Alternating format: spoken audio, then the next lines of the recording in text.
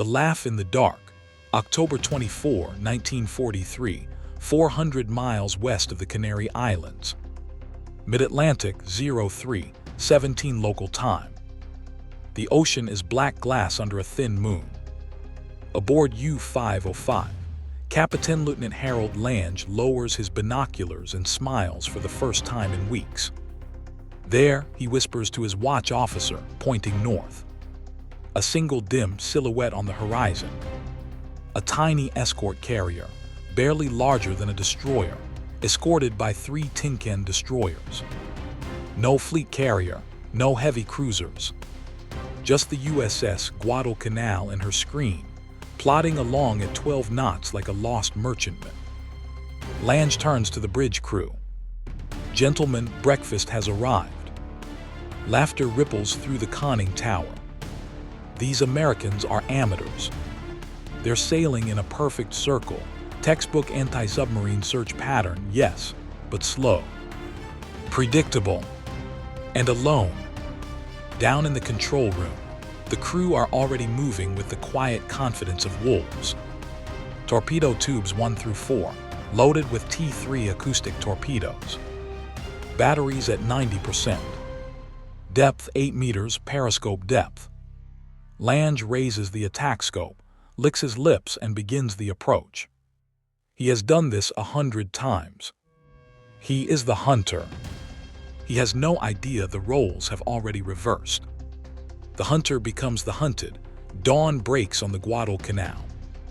400 miles away from any friendly land, the sky begins to bleed pale orange.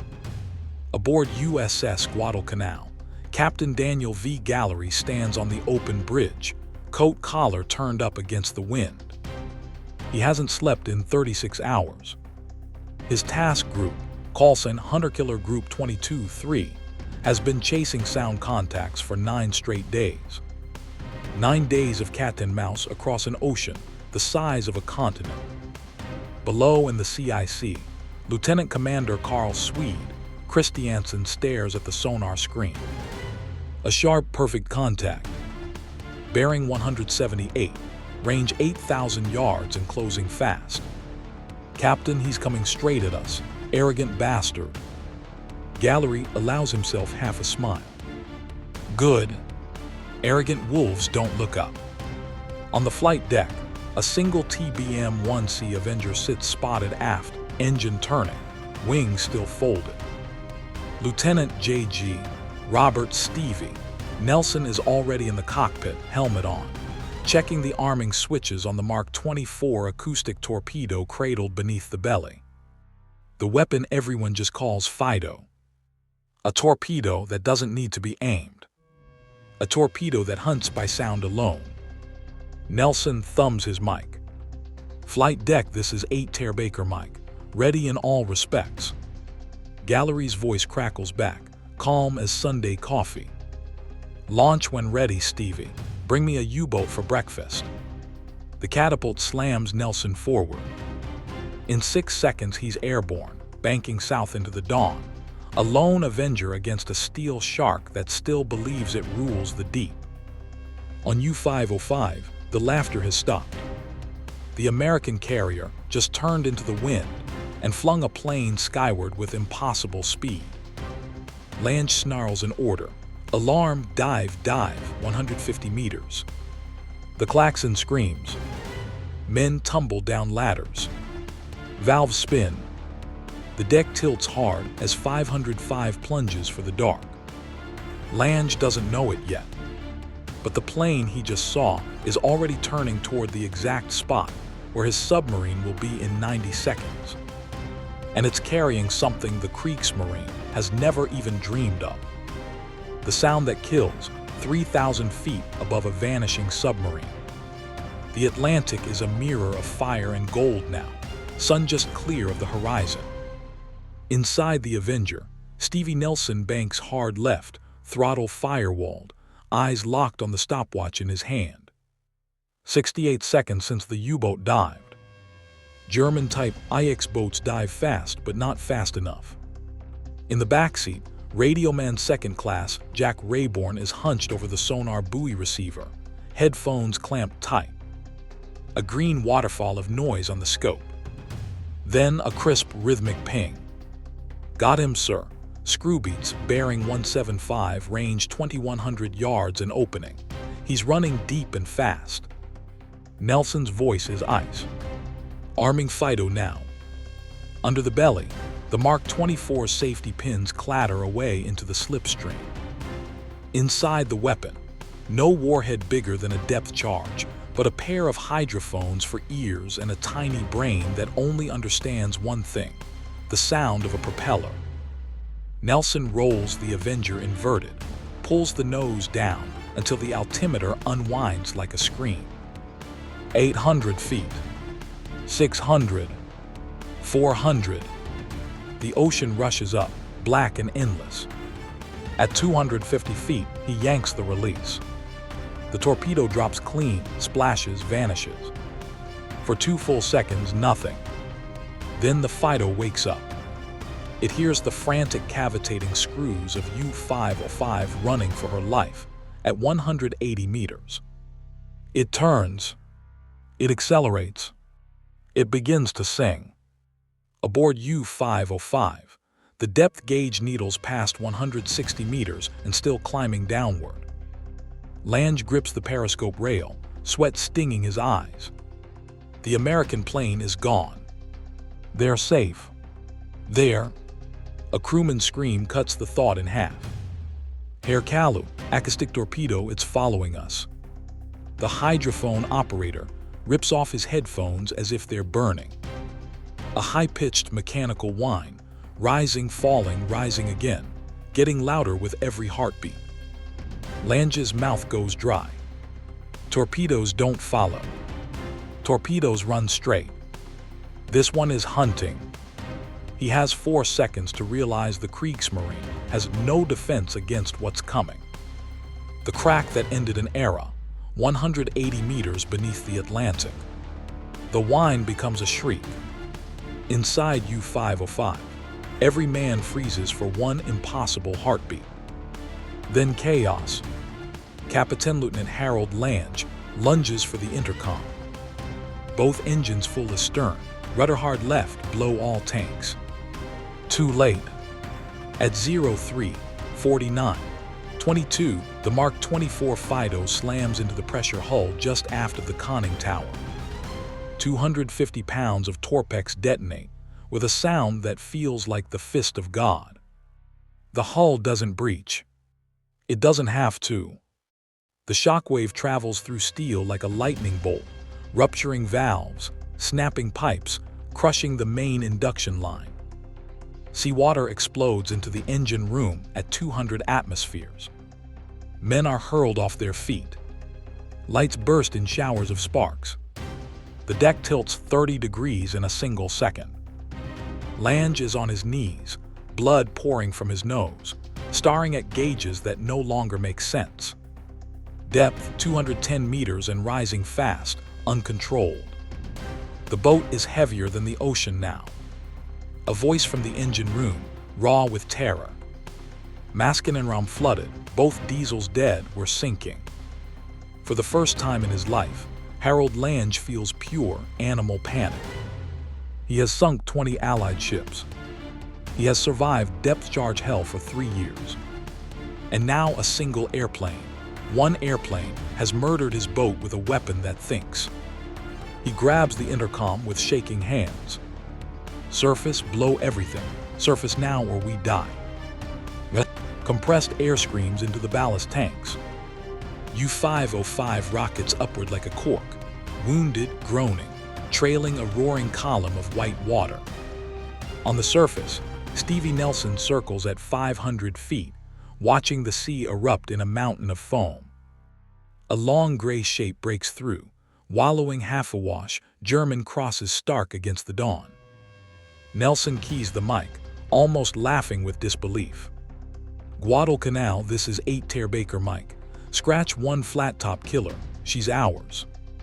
Far below, on a bridge awash with green water, Harold Lange stares up at the lone Avenger circling like a vulture.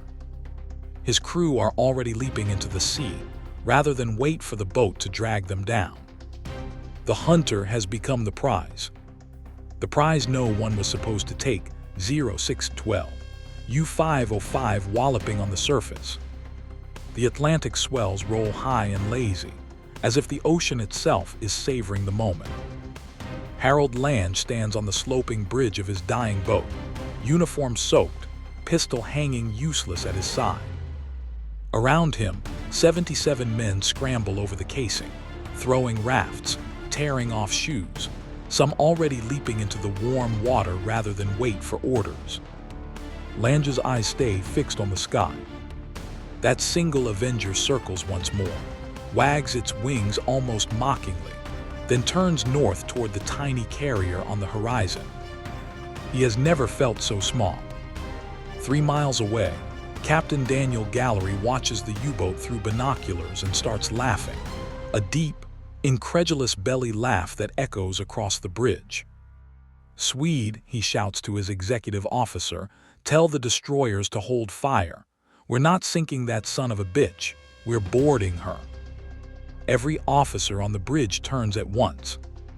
Board a U-boat. Alive. No one has ever captured a German submarine on the high seas. Washington's standing orders are explicit. Sink them, photograph them, move on. Codebooks, Enigma machines, everything is supposed to go to the bottom. Gallery doesn't care about standing orders today. He snaps into the TBS. Pillsbury, Chatelaine, Jenks flank speed, away all boarding parties. First man aboard gets a bottle of whiskey and my personal congratulations. Move. On USS Pillsbury, Lieutenant J.G. Albert L. David, a quiet reservist from Oklahoma, is already pulling on his .45 and stuffing grenades into his pockets.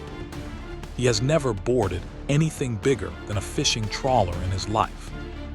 Doesn't matter. The first whaleboat hits the water at 0627. U-505's deck is a nightmare of twisted metal and rushing water. Scuttling charges are already ticking somewhere below. Lange takes one last look at his command, raises his hands and jumps. He never sees the Americans coming. 9 men against a ghost ship, 0634 climbing the steel corpse. The first rope slaps against U-505's saddle tank, dripping Atlantic. Lieutenant Albert David grabs it barehanded, boots skidding on algae-slick steel. Behind him, motor machinists mate Zenon Lukosius and 8 volunteers from Pillsbury haul themselves up the curving hull like pirates out of a nightmare. No one speaks. The only sounds are panting breath, the slap of waves, and a low, mechanical groaning from inside the submarine, as if the boat itself is dying in pain. David reaches the conning tower first. The Wintergarten is empty, all guns still pointed at the sky, abandoned. A swastika flag hangs limp and soaked. He draws his .45, steps over the combing and drops into the dark. The smell hits like a wall, diesel, sweat, chlorine gas from ruptured batteries. Red emergency lanterns swing wildly. Water surges waist-deep through the control room, rising with every roll of the hull. Somewhere below, a clock is ticking. German scuttling charges 2-minute fuses. David doesn't know how many are armed. He shouts down the hatch in textbook German he practiced for months. Raus Hindhach schnell. No answer except the roar of inrushing sea. Lukosius splashes past him, finds the Kingston valve wheel for the main induction, slams it shut with a pipe wrench. Another sailor rips open a locker, yanks out the Enigma machine, still warm, and hugs it like a baby. Codebooks float past in the flood, pages flapping like trapped birds. David races aft, knee-deep then chest-deep, following the ticking. He finds the charges in the motor room. 9 primers glowing red, 38 seconds left. Without thinking, he tears the detonators out with his bare fingers, burning skin on hot metal, and hurls them through an open torpedo tube into the sea. The ticking stops. For one heartbeat, the only sound is 9 American sailors breathing hard in the red dark, staring at each other, realizing they have just stolen the unstealable. Above them, the Atlantic sun pours through the open hatch like Judgment Day. The silence that rewrote the war, 0750, a submarine that refused to die. The ocean itself seems to hold its breath. 9 soaked Americans stand in the control room of U-505, water lapping at their chests, staring at a boat that should already be 1,000 fathoms down. Albert David wipes blood and diesel from his eyes and starts laughing, short, sharp, almost hysterical. The sound echoes off the bulkheads like gunfire. Up on deck, Captain Gallery's whaleboat finally bumps alongside.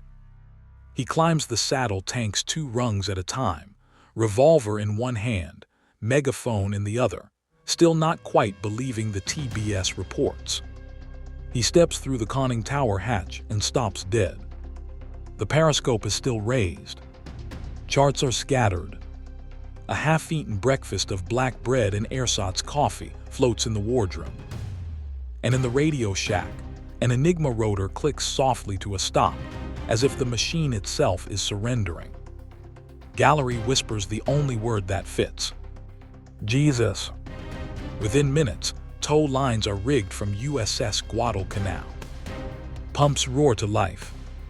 Damage control parties from every destroyer swarm aboard like ants on a prize. They seal ruptured vents, patch the cracked hull plates with collision mats, and most secret of all, drape the entire submarine under an enormous American flag, so German reconnaissance planes will think it's just another escort. By noon, U-505 is no longer sinking. She's moving under her own power again, ghosting east at 6 knots under American colors, towed by the carrier that killed her. Harold Lange watches from a raft 200 yards away, hands bound, face blank with shock. His crew, 59 men, bobbing life jackets around him, silent. No one cheers. No one curses. They only stare at the impossible sight of their boat sailing away without them. In Washington and London, intelligence officers will soon open sealed orders marked ultra top secret. Because of what these 9 Americans just carried off the deck, Enigma keys valid through June 1944, the latest Kriegsmarine cipher books, acoustic torpedo manuals. The entire Battle of the Atlantic has quietly ended 6 months early. But right now, in the bright Atlantic sun, there is only one sound: the low, steady thrum of a German submarine that refused to die. Now sailing proudly toward a new home in Bermuda, under a flag its crew never imagined. The legend that had to stay buried, from the Atlantic to Chicago, 1944-1954. The war ends, but U-505 refuses to fade. She crosses the Atlantic in absolute secrecy, painted haze gray, flying no ensign, guarded by destroyers under orders to sink any ship, Allied or Axis, that comes too close. In Bermuda, codebreakers strip her clean. Every rotor, every logbook, every scrap of paper that ever held a German cipher. The haul shortens the war by months, saves thousands of merchant sailors, and stays classified for decades. The crew of Guadalcanal is sworn to silence. Medals are handed out in closed rooms, no citations, no speeches. Albert David receives the Medal of Honor in a quiet ceremony. He will die of a heart attack just 8 years later, still forbidden to tell his wife why. Harold Lange spends the rest of the war in a Louisiana POW camp, eating ice cream and watching newsreels of Allied victories he helped make possible. He never speaks publicly about the morning a single plane broke his world. In 1954, when the secret finally expires, Captain Daniel Gallery, now Rear Admiral, does the most Gallery thing imaginable. He convinces the Navy to give U-505 to the city of Chicago as a museum ship. On September 25, 1954, 10 years after her capture, The same submarine that once stalked the Atlantic is towed up the St. Lawrence Seaway and through the locks of Chicago like a steel ghost returning home. Tens of thousands line the lakefront as she passes under the Outer Drive Bridge. Old sailors from Guadalcanal stand at attention on the pier, gray-haired now, tears cutting clean tracks through decades of silence. Harold Lange is invited. He declines politely from Germany. Some defeats are too total to revisit. Today, if you walk through U-505's narrow compartments at the Museum of Science and Industry, you can still see the patched hull plates where Fido struck, the scorched wiring, the faint bloodstains no curator has ever quite managed to erase. And if you stand very still in the control room, you can almost hear it. The laughter of a U-boat crew that thought the war still belonged to them. Cut short forever by the whine of a weapon that hunted by sound alone. One plane, one torpedo. One morning in 1943, when the hunters looked up and realized, far too late, that the sky had learned to bite back. And